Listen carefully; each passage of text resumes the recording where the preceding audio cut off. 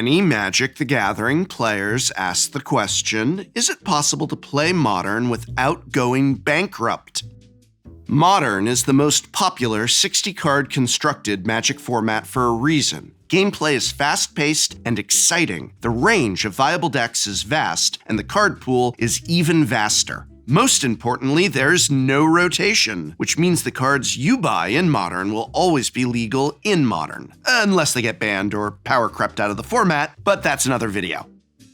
Unfortunately, for as fun as Modern is, many Magic the Gathering players are priced out of the format due to the steady rise of staples, and because Wizards of the Coast is apparently allergic to reprinting cards at a sufficient rate to keep their games accessible to people of all income statuses, this is a problem that isn't likely going to change anytime soon. If ever. So does that mean it's simply not possible to buy into Modern without forking over an arm and a leg and a sack of gold and selling your plasma? Well, not exactly. It is actually possible to experience the Modern format by paying only an arm, budgeted across an extended period of time. Between Double Masters 2022 reaching its floor as we exit the holiday season, Jumpstart 2022 and all of its Modern reprints recently hitting shelves, and the continued printing of Modern Horizons 2 keeping the price of enemy-colored fetch lands as low as they've been in half a decade, this is actually a great time to pick up many of the Modern staples that may have been on your list. This video will serve as a financial guide for the budget-minded Magic the Gathering player who is interested in Modern. It will cover the many ways that you can take this prohibitively expensive format and make it more accessible. Remember, two things can simultaneously be true. Modern is too expensive, and there are ways for players who do not want to break the bank to still play and enjoy Modern. So, with all that being said, let's begin. Part 1. Cheap decks.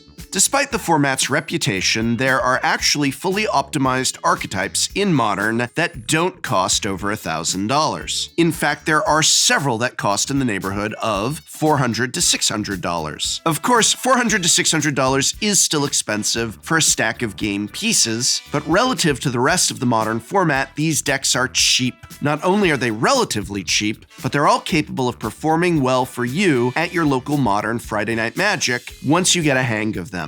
The biggest problem with this category of decks is the gameplay they offer doesn't always appeal to every player. The majority of these cheaper decks are either aggro decks or combo decks. If you are a fan of either of these macro archetypes, you're in luck. Everything you could want out of Modern is available to you at a reasonable price. Decks like Boros Burn and the various flavors of Red Prowess are fast, assertive, and highly punishing of painful Modern mana bases full of fetch lands and shock lands. These are the two most common decks that people recommend when recommending cheaper decks to newer players or just recommending a great way to start the format. Currently, the top Boros Burn deck on MTG Goldfish costs just under $400. After years of Goblin Guides sitting around the $20 mark, a series of reprints have brought the price for the powerful one-drop down to about $5 a piece. The top Izzet Prowess deck, which has been on the rise in the Modern metagame recently, thanks to the new card from Brothers War, Third Path Iconoclast, costs only about $575. That price total includes a playset of Flusterstorm, a card which could easily be replaced by Spell Pierces, thus saving you $120. Dimir Mill, which some affectionately refer to as Blue Burn, will run you just under $500 for an optimized version. Mill is a great deck for the local game store level, as many Magic the Gathering players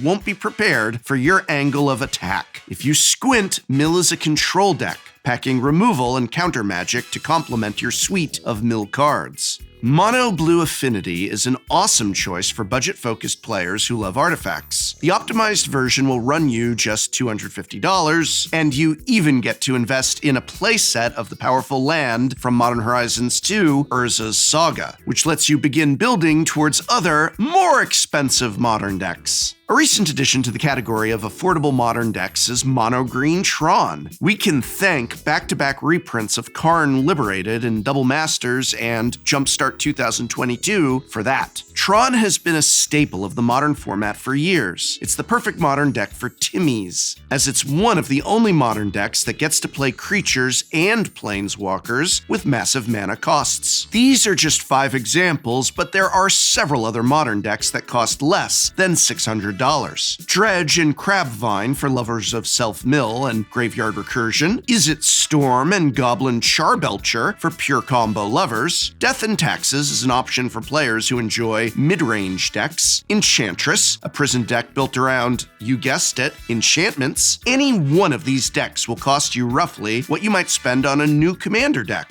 or a competitive Pioneer deck or two. Now, if you're only interested in playing Modern if you can play one of the several $1,000 Tier 1 strategies, I understand. Those decks are indeed cool, and their expensive cards are fun and exciting. As much as I wish I could simply wave my hand and make those decks not cost $1,000, I can't. What I can do is offer you a plan for how to play versions of these decks for a cheaper price. Part 2. Budget builds of expensive decks. One reason for the high prices of modern decks is that virtually every deck in Modern currently plays at least some of the expensive mythics from the Modern Horizons sets. It's hard to get around this obstacle. These cards are widely played because they are better than other similar options, but that doesn't mean other options don't sometimes exist, or that the alternatives can't themselves be competitive at the local game store level. Take Ragavan, for example. One of several scourges of the modern format over the past 2 years, this little monkey is arguably the best creature ever printed. But he's not the only 1-mana creature available to play in a deck like Izzet Murktide. Swapping Ragavans out for Delver of Secrets, for instance, will save you nearly $300. Yes, Delver of Secrets is a much worse card than Ragavan, but if you're not trying to win a Modern Pro Tour, is there a Modern Pro Tour? Delver does a decent budget imitation of Ragavan. This is an example of what a budget Izzet Murktide list might look like. You still have your Murktide Regents and your Scalding Tarns, both of which are at all-time low prices. Murktide Regent is sitting at about $12 a piece right now, while you can pick up Scalding Tarns for between $15 and $25, oh my goodness, depending on where you look. These are, of course, still expensive, but both cards will be Modern staples for as long as Modern exists. And the total cost of this Murktide list is only about $350, which is the same as what most Tier 1 Pioneer decks cost. This deck will serve you well at your local Modern Friday Night Magic, and you'll even find there are matchups like Golgari Yawgmoth, where Delver of Secrets is better than Ragavan would have been due to your opponent clogging up the ground with cheap blockers. In order to find appropriate budget replacements for Modern staples, think about what it is that makes something Modern playable. Generally, cards with low mana costs are going to be better than cards with higher mana costs. This includes cards with artificial cost reduction mechanics, such as Delve or Affinity, as well as cards that can be cast without paying their mana cost. A good rule of thumb to follow is that creatures and disruptive spells should be 1 or 2 mana, and planeswalkers should be 3 mana. You can play more expensive creatures, but they need to have an immediate impact on the board state. Consider Seasoned Pyromancer, a 3 mana card, but with a powerful enters the battlefield effect. Omnath, Locus of Creation, is a 4 mana card, but not only does it draw a card on entering the battlefield, it also immediately replaces its own mana cost with its second landfall ability if you have a fetch land to play on the same turn it enters the field. Solitude's printing in Modern Horizons 2 has effectively made Path to Exile, a once dominant removal spell, obsolete in Modern. But just because Solitude is better, that doesn't mean you can't replace Solitude with Path to Exile in a budget budget build of an Azorius control deck. This budget Azorius list gets to play 2 copies of a Planeswalker beloved by Azorius mages everywhere, Teferi, Hero of Dominaria. The deck also brings a ton of interaction in the form of counter magic and removal spells, a few finishers in the Shark Typhoons and creature lands, and even the devilish Narset plus Days Undoing combo to strip your opponent of their hand. All of this for less than $350. The concessions made to build this deck are the 4 Solitudes, the other 2 Teferi Time Ravelers, the Mana Base, and the Chalice of the Voids that sometimes get played in Azorius sideboards. But those downgrades don't hurt the deck so much that you can't still suffocate the morale of your LGS opponents in card advantage and interaction. And by cutting these cards, you save yourself $500. Maybe you're more interested in something that kills a little more quickly than these decks, but you aren't a fan of burn spells. How about a little hammer time action? This budget version of the Modern Hammer deck will run you less than $300, and that includes the playset of Urza's Saga you still get to play. Hammer Time combines the 1-mana equipment, Colossus Hammer, with various ways of equipping it without paying its 8-mana equip cost. This deck can even kill as early as turn 2 with the right draw. On turn 1, play a Plains and cast Ornithopter and Sigarda's Aid. On turn 2, play a second land, attack with your Ornithopter, then flash in 2 Colossus Hammers after blocks. Boom! 20 damage. Thanks to Urza's Saga, you can also get into the trenches and play a longer game as well. Urza's Saga finds your Colossus Hammer, your Shadow Spear to push through blockers, or even a Ginger Brute for an unblockable haste threat. If you like playing this deck and you want to upgrade it over time, the big money cards it's missing are Inkmoth Nexus, Stoneforge Mystic, and Esper Sentinel. I recommend picking them up in that order as well. First, get your copies of Inkmoth. That's priority 1. Then pick up Stoneforge Mystic, and finally Esper Sentinel. Something to keep in mind when getting into Modern is that it doesn't have to happen in one big investment. Buying into Modern is a daunting process, and the high initial investment turns many Magic the Gathering players off before they even begin. Which makes sense. Most people can't afford to just drop $1,000 on a deck that they've never played before. But what if instead of spending $1,000 on a deck in one day, you spent $1,000 on that same deck over the course of 6 months to a year? Maybe you forgo certain expensive cards until such a time as they are reprinted to be more affordable, such as Ragavan. You're going to make the decision to just not have Ragavan in your deck and instead spend $700 over the course of 6 months. Let's take that budget Murktide list from earlier. Part 3. Enter with a plan.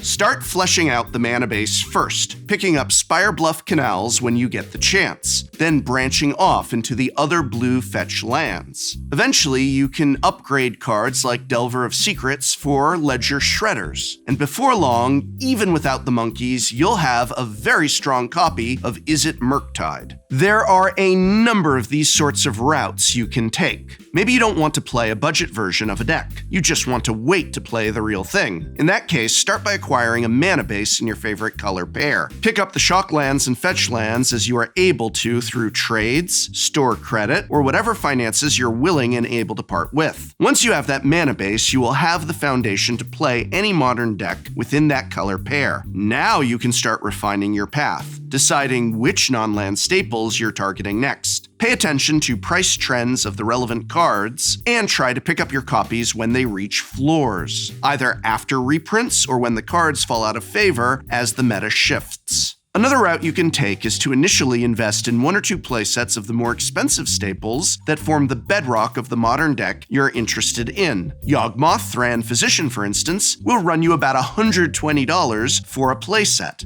But most of the other cards in the modern Yawgmoth deck are less than $20 for a playset, and many are under $10. You really only have to get over that initial obstacle before the path to finishing your deck starts to look much more achievable. Several of the decks I've mentioned already in this video follow a similar model. Urza's Saga, Solitude, Fury, these are expensive cards that plug into a variety of decks, and likely will never see a ban in Modern. Focus on getting these cards first, and then start building around them.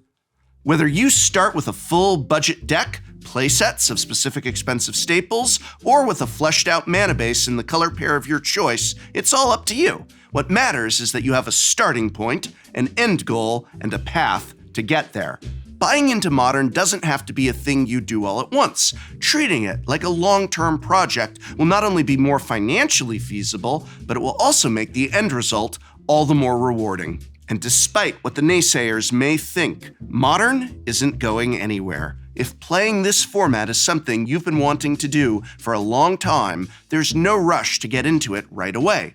Take it slow, take it intentionally, and absolutely do not spend your money on cards you cannot afford. Magic the Gathering, and Modern in particular, can be a very expensive hobby. I really wish that it wasn't, but Wizards of the Coast has made it clear that they have no plans to change this. If you cannot afford to buy overpriced pieces of cardboard, even on a more extended timeline, then please, don't.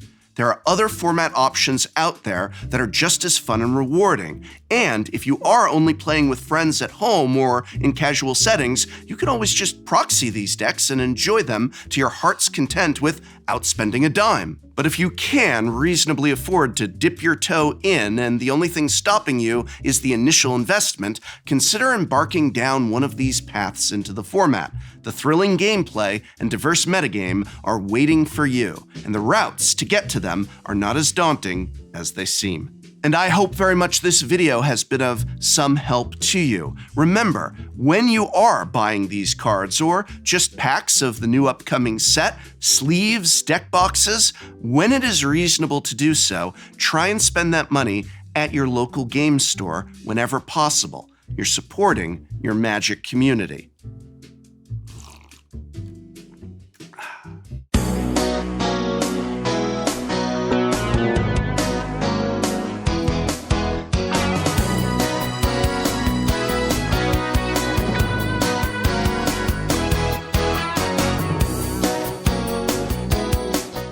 Next time on Shuffle Up and Play. I have given $50 to build a deck with, including Commander. I've brought Safara Sky's Blade. I'm playing Hidetsugu, the Varying Chaos. I'm playing Gorex, the Tomb Shell. My deck costs only $30. What do you folks say? We shuffle up and play. I will tap for mana and play an Assault Suit. Yeah. Oh. How come you know so much about Command? Oh, right. Play Knight Incarnate, but I'm gonna do its port Invoke. Ooh. Knight Incarnate. Yeah, that's what I was trying to do. How do you feel about lethality? How would it be more to feel about lethality?